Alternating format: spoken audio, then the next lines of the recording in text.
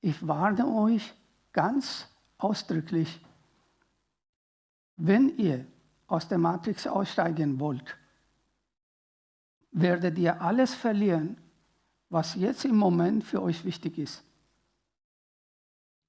Ihr könnt eure Mutter nicht mitnehmen, nicht den Vater, nicht die Tochter, nicht den Sohn, nicht eure Nationalität. Ihr werdet nicht mal einen Namen haben.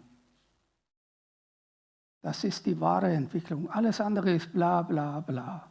Bisschen hier, bisschen da. Das Problem ist, wenn man so einen Weg gehen will, der komplett gegen unseren Verstand gerichtet ist, dass man denkt, das ist doch verrückt, warum soll ich meine Kinder aufgeben? Oder mein Mann, meine Frau, meine Nationalität, sogar meine eigenen Gedanken kann ich nicht mitnehmen. Meine Gefühle, meine Identität. Allein die Feststellung, du hast überhaupt gar keine Identität. Du dachtest, du wärst dies, das, jenes. Aber das bist du nicht. Du hast keine Identität. Du hast gedacht, dass du eine hast. Oder noch schlimmer, andere haben dir eine Identität verpasst. Deine Kinder haben aus dir einen Vater gemacht. Davor warst du ein Mann. Danach wirst du ein Vater. Und davon kommst du von der Rolle nicht mehr weg. Oder deine Kinder haben aus dir eine Mutter gemacht. Dein Mann macht aus dir eine Ehefrau oder Freundin und so weiter. Versteht ihr? Matrix besteht also aus Rollenspielen. Das sind einfach dumme Rollenspiele, wie in einem Computerspiel. Das sind nur Rollen und die sind alle vergänglich. Überlegt mal, was ich euch sage.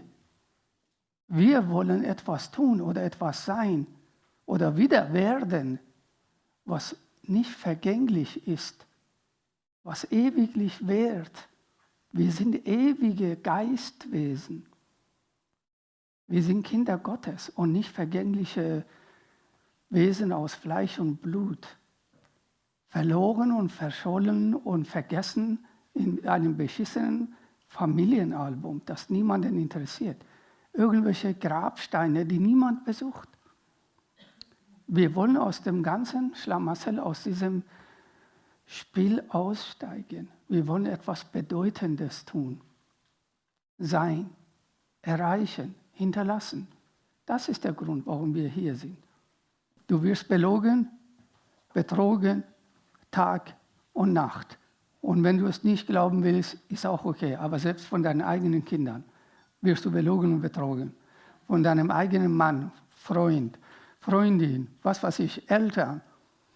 Nicht, dass sie böse sind, das meine ich nicht, die dich betrügen. Wir sind alle Betrüger, wir sind auch selbst Betrüger. Sonst würde ja so ein betrügerisches System gar nicht funktionieren. Die machen es nicht, weil sie böse sind, sondern weil sie es gar nicht anders kennen. Wie hätten denn unsere Eltern uns etwas geben können, was sie selbst nie bekommen haben? Zum Beispiel Liebe. Wo haben sie Liebe erlebt? Wer hat ihnen Liebe geschenkt? Wer hat versucht, ihr Selbstwertgefühl, Selbstvertrauen, Stärke zu entwickeln? Das hat doch keiner gemacht. Mit anderen Worten, diesen Mist, den sie von Eltern bekommen haben, geben sie an uns weiter. So sieht es aus in dieser Matrix. Matrix, eine unsichtbare Gefangenschaft, die übrigens nicht, wie manche Videos machen, oh, das Flugzeug steht in der Welt und das ist ein Aussetzer im Himmel, ein Aussetzer von Matrix oder auf einmal kommt ein Vogel aus dem Boden raus. Das ist Mist. Das ist so diese Neo-Version und so weiter. Nein, Trinity-Nummer, das ist Hollywood. Sondern Matrix befindet sich in deinem Bewusstsein, unsichtbar. Du merkst nicht mal, dass du gefangen bist. Ich sage euch ganz klar, deine, sagen wir Matrix, erkennst du durch Wiederholungen, die keinen Sinn machen, langfristig gesehen. Wenn du Dinge immer wieder tust, aber langfristig gesehen, machen diese Dinge dich nicht glücklich, nicht stark, nicht reich. Eigentlich wird nichts besser. Daran erkennst du die Matrix, in der du gefangen bist. Es gibt mehrere Ebenen davon. Zum Beispiel Nationalität ist ein effektiver Teil von der Matrix. Wenn du in Wien geboren bist und aufgewachsen bist, dann kannst du nur wienerisch denken. Es sei denn, du bist oft als Kind, auch Jugendliche, durch die Welt gereist und hast andere Gedanken kennengelernt. Oder wenn du in Salzburg geboren und aufgewachsen bist, da kannst du nicht amerikanisch denken oder türkisch oder japanisch oder so. Versteht ihr? Wir werden in unserem Bewusstsein gefangen genommen. Nationalität, Kultur ist eine Gefangenschaft. Kultur, was ist das überhaupt? All diese Dinge, die man, wenn man bei Duden zum Beispiel schaut, was ist denn Kultur? Dann siehst du, das alles ist nichts anderes als der Versuch, dich irgendwie manipulierbar oder steuerbar zu machen, dass man dich lenken kann. Das wichtigste Geheimnis.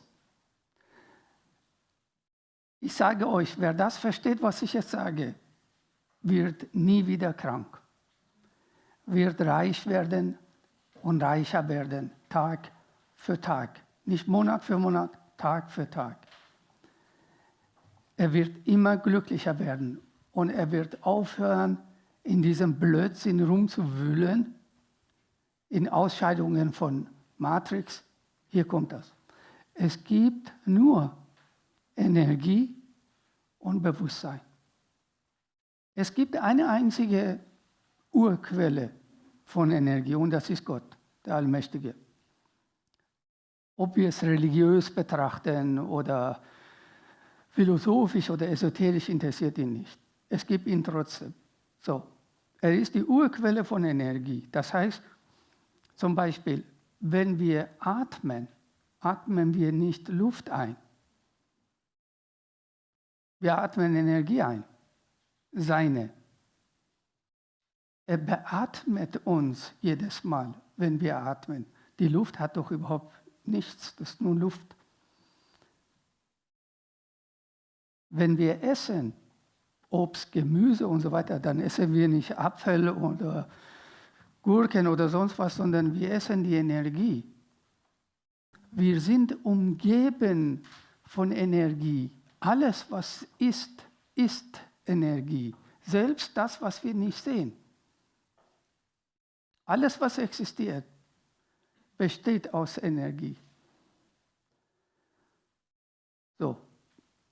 Und interessant ist, Energie kann sich selbst nicht formen.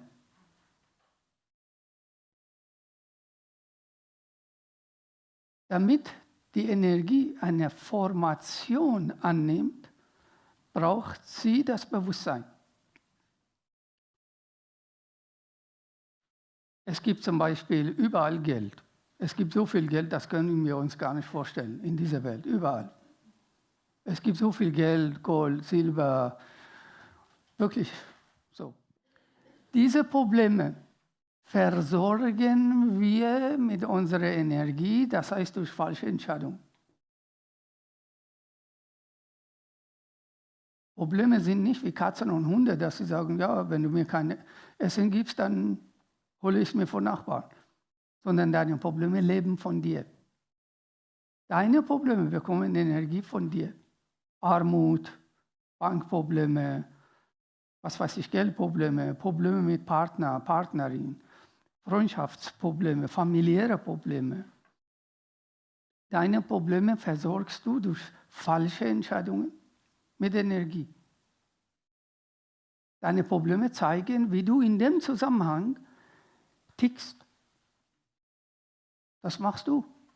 Das ist unglaubliche Macht, dass du sagst, wow, das heißt, wenn ich jetzt andere Entscheidungen treffe, das heißt, mein Bewusstsein korrigiere, dann wird alles anders. Ja, ist so. Ist so. Arrangiert euch nicht mit Problemen. Tut das nicht, akzeptiert das nicht, wenn ihr mit dem Falschen zusammen seid oder mit der Falschen. Wenn ihr zu wenig Geld verdient, wenn Leute ohne Respekt mit euch umgehen, selbst wenn das eure Kinder sind, akzeptiert das nicht. Selbstachtung, Selbstliebe bedeutet, ich passe auf mich auf und ich lasse nur das Beste zu. Das Beste. Solange du, sagen wir mal, Armutserscheinungen, Krankheiten, dass du sagst, ja, ist halt so. Ärzte können mir nicht helfen oder ich habe halt Krebs und muss sterben. Nein, nein. Triff andere Entscheidungen und du wirst dich wundern, wie schnell sich alles ändert. Wieso ändert sich eigentlich alles? Weil, Achtung, wenn du wie ich dein Leben lang dumme Entscheidungen triffst, dann wirst du gefangen gehalten von der Matrix. Nicht du wirst mit Energie versorgt, sondern der Käfig, in dem du lebst. Der unsichtbare Käfig. Ehefrau, Ehemann, Kinder, Job, Geldgeilheit, Karriere, Erfolg. Das ist alles Mist. Nur Mist. Das ist nur Ablenkung. Aber wenn du das Richtige tust, und das Richtige, ich sage euch ganz klar, ist das, was dich glücklich macht. Dauerhaft, nicht 5 Minuten. Das Richtige ist das, was dich dauerhaft glücklich macht, immer glücklicher macht. Wir merken es ja, wenn wir etwas tun.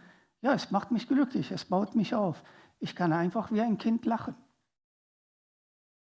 Eine besondere Intelligenz des Bewusstseins oder eine Hauptaufgabe, vielleicht kann man sagen, von Bewusstsein ist, Informationen zu verarbeiten. Wir werden Tag und Nacht informiert, was für uns gut ist und was nicht. Tag und Nacht. Wir werden buchstäblich bombardiert mit Informationen. Nur wir hören nicht hin, weil wir nie zuhören gelernt haben. Und achtet auf dieses wunderschöne Wort, das heißt, etwas kommt rein, Formation. Etwas kommt rein und formiert etwas, was vorher nicht gab. Mit Information meine ich, deine Seele spricht Tag und Nacht zu dir, Tag und Nacht. Und dann ist die Frage, okay, wieso höre ich sie nicht? Wie mache ich das, dass ich meine Seele höre? Die Sache ist total einfach. Wenn ich jemanden vor mir habe und derjenige spricht zu mir, Berater, Wirtschaftsberater, was weiß ich, etwas Wichtiges, sagt mir, was sehr wichtig ist, dass ich es verstehe, kann ich ihm zuhören, während er spricht, spreche ich auch? Nein, ich kann ihn nicht hören. Hör auf, überhaupt zu reden. Auch am Tag. Auch wenn du mit den Kunden, mit Freunden, mit Familien, mit Kollegen redest. Hör auf zu reden, red nicht. Schließ deinen Mund und sei nur ein Beobachter. Und das Interessanteste, was du beobachten kannst, bist du selber. Beobachte dich, wie du deine Haare machst, wie du deine Beine rasierst, wie du dich anziehst, wie du isst, trinkst, alles. Beobachte dich. Das ist der erste Schritt nach oben, dass du einfach nichts mehr sagst, es sei denn, es ist wirklich notwendig. Menschen, die am Tag unruhig sind und viel reden, sind auch innerlich unruhig. Deshalb können sie auch die Stimme der eigenen Seele nicht hören. Du musst runterfahren, aufhören zu reden, beobachten, einfach beobachten. Wenn du glücklich werden willst, wenn du dein Bewusstsein entwickeln willst, wenn du reich werden willst und so weiter, musst du die Führung über deine Entscheidungen übernehmen. Die Führung über deine Entscheidungen übernehmen. Wirklich bewusst Entscheidungen treffen. Ich esse jetzt das oder ich esse es nicht. Bewusste Entscheidung bedeutet, dass du es argumentieren kannst. Für dich. Die Betonung ist für dich. Nicht für deine Tante, nicht Freund, Freundin, Chef, Partner, Partnerin. Nee, du musst das für dich argumentieren.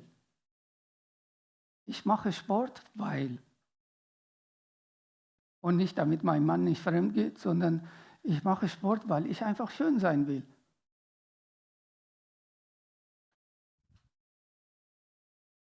Das heißt, ich weiß nicht, ob ihr merkt, dass ich einen Hammer nach dem anderen euch sage, aber die Führung über deine Entscheidungen treffen bedeutet, dass du ab jetzt nur das bejahst, was dir gut tut. Langfristig.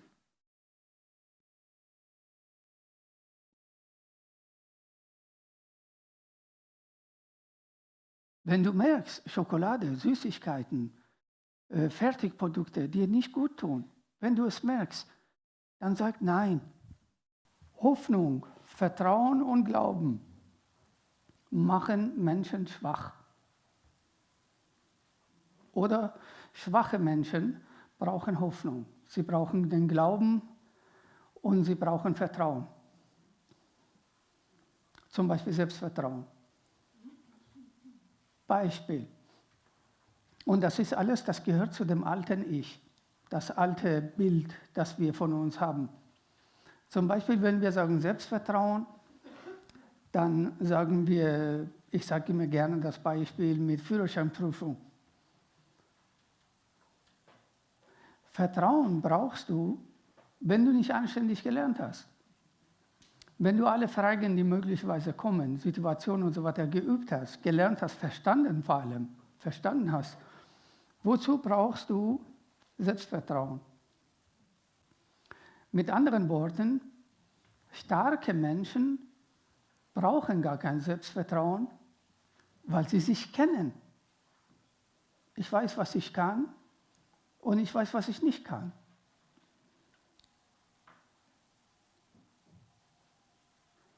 Selbstvertrauen brauchen schwache Menschen. Das heißt, sie entwickeln ihre Stärken nicht, sie überwinden ihre Schwächen nicht, sie bereiten sich nicht vor und dann brauchen sie Selbstvertrauen. Mit anderen Worten, Selbstvertrauen brauchen wir, wenn wir unterschwellig an uns zweifeln.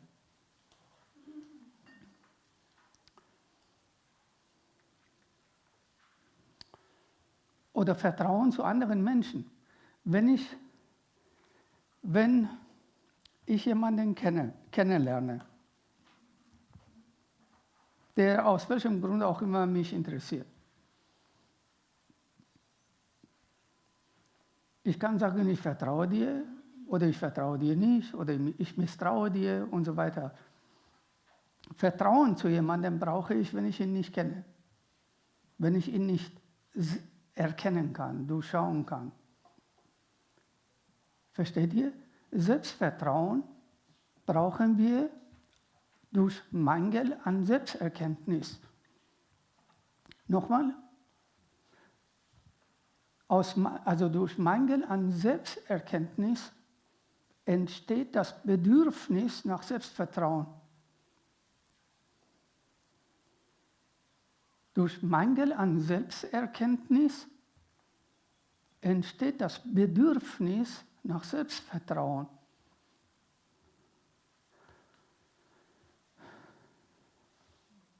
Wir können ein ziemlich krasses Beispiel bringen und sagen, wenn ich noch nie in meinem Leben Klavier gespielt habe, dann brauche ich gar nicht auf die Bühne zu gehen und sagen, ich versuche mal Rachmaninow zu spielen. Und ich versuche Selbstvertrauen zu haben. Mit was denn? Entweder ich kann es oder ich kann es nicht, fertig. Wenn du dich kennst, brauchst du kein Selbstvertrauen. Für was denn? Und wenn du dein Gegenüber kennst, dann brauchst du auch kein Vertrauen. Was soll das sein? Ich vertraue dir. Also wenn Menschen sagen, ich vertraue dir, wenn Menschen mir sagen, ich vertraue dir, dann werde ich hellhörig. Weil wenn ein Mensch sagt, ich vertraue dir, heißt, ich verlasse mich darauf, dass du dich nie änderst. Dass du immer so bist, immer so bleibst, vor allem zu mir. Das kann ich nicht garantieren. Also Vertrauen zwischen Menschen ist einfach nur Blödsinn. Weil woher soll ich denn wissen, wie ich morgen ticke, denke, fühle, wie ich über ihn oder über sie denke?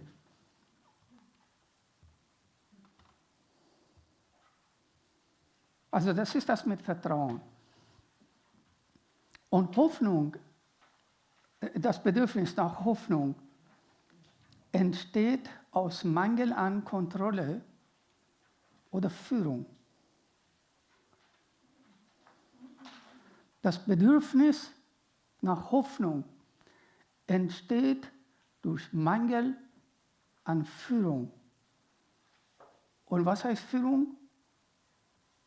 Führung bedeutet, jemand, der die Gesetze des Lebens nicht kennt, braucht Hoffnung. Ich hoffe, ich schaffe das. Ich hoffe, dass dies und das jenes passiert. So denken schwache Menschen, Verlierer. Ein Gewinner braucht die Hoffnung nicht, weil er die Gesetzmäßigkeit von Ursache und Wirkung kennt.